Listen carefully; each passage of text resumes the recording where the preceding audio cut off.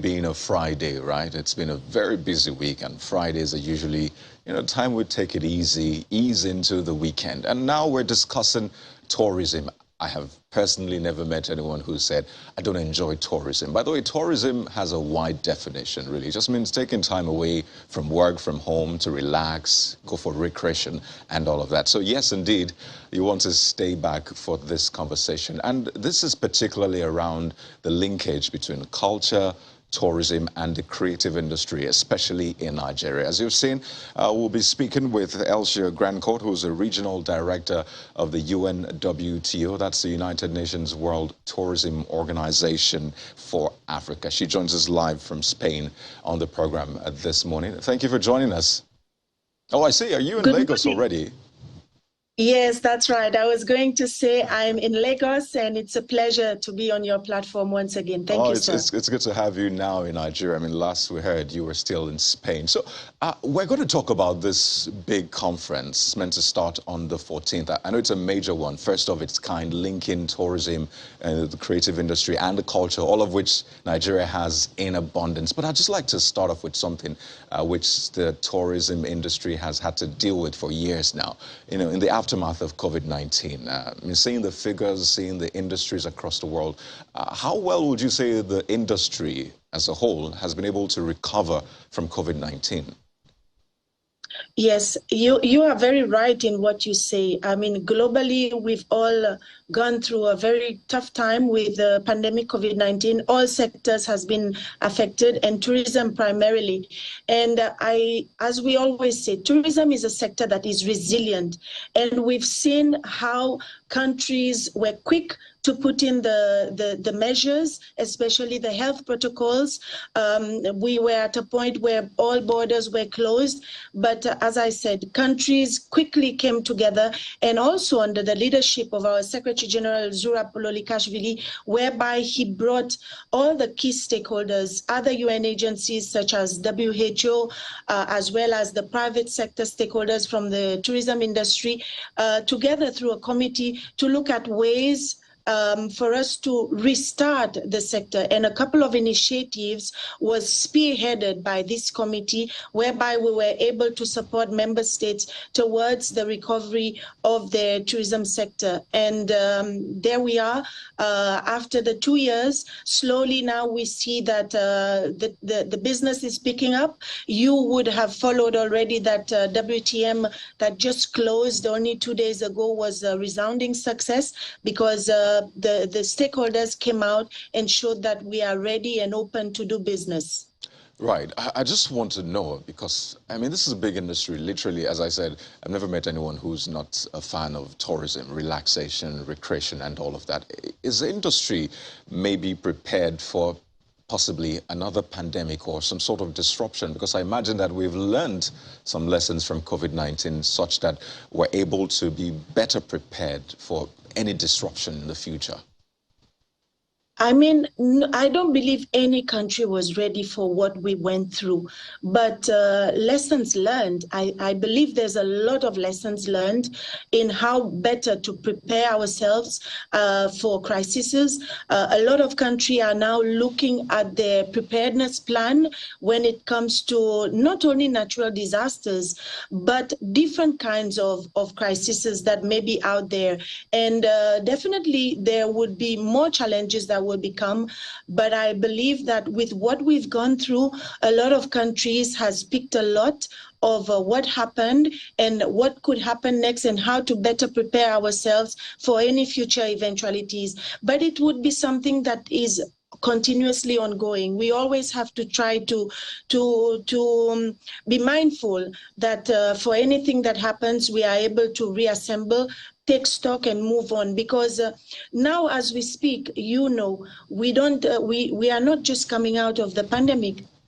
We have the war that is going on in Ukraine that is affecting not only that part of the world, but it has a ricochet effect on the other countries as well, because we were getting tourists coming from that side of the world, and that also we saw a drop because of this. So crises after crises, what is important is that lessons are learned, and we try to rebuild the sector. And as I say, tourism is a sector that is resilient, and the beautiful thing is when you see everybody coming together trying to find the best possible solutions. And I mean, I dare say that the tourism sector is also important for, human well-being, ensuring people have, good psychosocial because, I mean, you've talked about the wars, countries facing economic crunch and all of that. So people really want to just take a break out of all that pressure and just relax and go for recreation. So let's talk about the Nigerian situation, really. And this global tourism conference holding in Nigeria, linking, our culture, tourism and the creative industry. We have one of the biggest in the world, and in terms of culture, I mean, over 300 ethnic groups and all of that. So talk to us, what is the plan really with this global tourism conference? I know Nigeria is literally the right place to hold it, but what are you planning to bring out from this? I totally agree with you, and this conference is very timely. Very timely, why? Because as you know, in 2021, the International Year of Creative Economy for Sustainable Development was declared at the 74th UNNGA, and really is to put creative industry as at the center of the recovery. And what better place to do that in Nigeria, because this sector is also very important, not only for Nigeria, but globally. And within these 2 days that we will be here, obviously we have a series of activities that will be going on. But what is more important is that we're using this platform to showcase not only what Nigeria has to show us in terms of cultural heritage and the creative industries, but also what is out there, especially linking these two very important topics to the tourism industry, because you know that the creative industry leads to the creation of jobs. A lot of jobs is being created from there. And within these 2 days, we also anticipate to have targeted workshops in order to be able to give the right tools and capacitate the key stakeholders within that industry in order to be able to better promote their own activities, if you want to say, on the ground. We will be looking at things also related to screen tourism, for example, with the support of Netflix.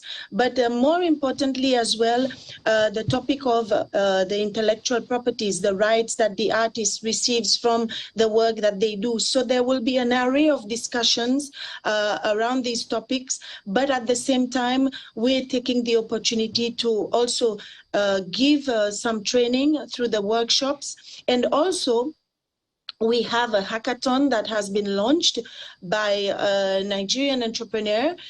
So we will be listening to the youth coming to pitch their solutions during this platform as well.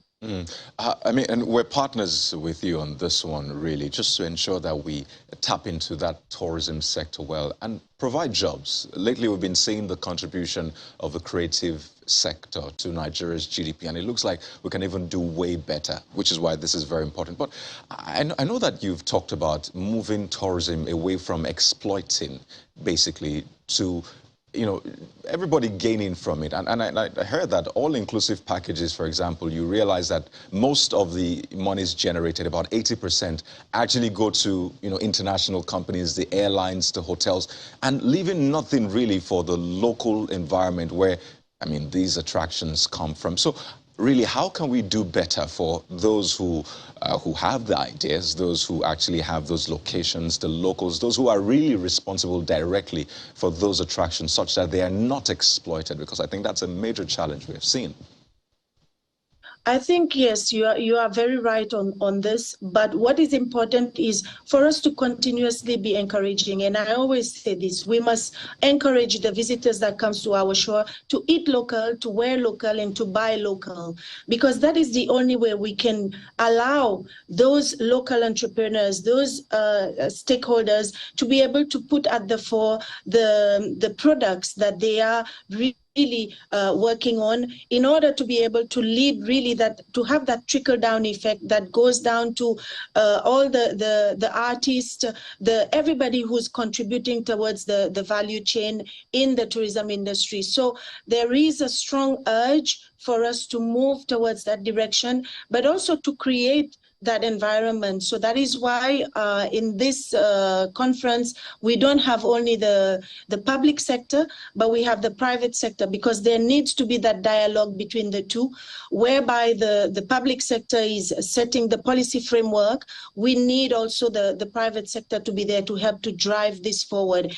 And with this conference, we hope that through these dialogues, some key solutions could come out, so that then countries could also look at it. And also there will be other countries coming to share their best practices. We will have the case studies from countries like Tunisia, for example. You will have countries from Morocco, for example, coming to share what they are doing also at the local level, South Africa, and at least to share that best practices that is existing also in their own country when it comes to culture and creative industries. Interesting. I mean, your enthusiasm for this conference is so infectious. I've been looking at the objectives, some of the objectives that you hope to achieve. And one of them, looking at it, it says, is to discuss the importance of creating creative ecosystems, such as protection of copyrights in the film industry, heritage sector, arts, media, functional creations, etc. I'm sure that copyright continues to be one of the biggest problems that the creative sector will tell you that they're going through. What are some of the solutions you're hoping will come through? Are there examples of countries you think have really been able to get a hang of this copyright problem and seeing how they can enforce it better? You know, those countries you think that perhaps Nigeria can learn even a lot more from. Absolutely. That is why we've brought together all these different stakeholders, such as WIPO is there, Netflix is there. We have so many of the partners that works with us on this, and the countries that are coming to share their best practices, so that we can see at what level one is in comparison to the other, so that they can share. And obviously, within a conference, we will not have all the solutions, but it's also always good to have this exchange and look at what each other is doing, so that at least coming out of this conference, we can see how to move forward best in these situations. But the protection and the rights for the artists, as you say, it still remains a challenge in a lot of countries, and that is why we feel it's important to continuously be encouraging them to look at this, so that the artists can get their fair share of the work that they produce. I also find it very interesting that you talk about intangible heritage. Is it intangible heritage sites or intangible? Yes, intangible heritage sites. Yes. You know, it's interesting that you also still call them sites. Some of them include the Congolese Rumba dance, the Mutia traditional dance of Seychelles, Grand Festival of Tangira in Bolivia, flamenco in Spain, etc. Now, for some of these intangibles, how are you hoping that people will be able to pass it on from one generation to the other? Do you think that they are in any danger of becoming extinct? Absolutely, because nowadays when we look at culture is something that we should be preserving.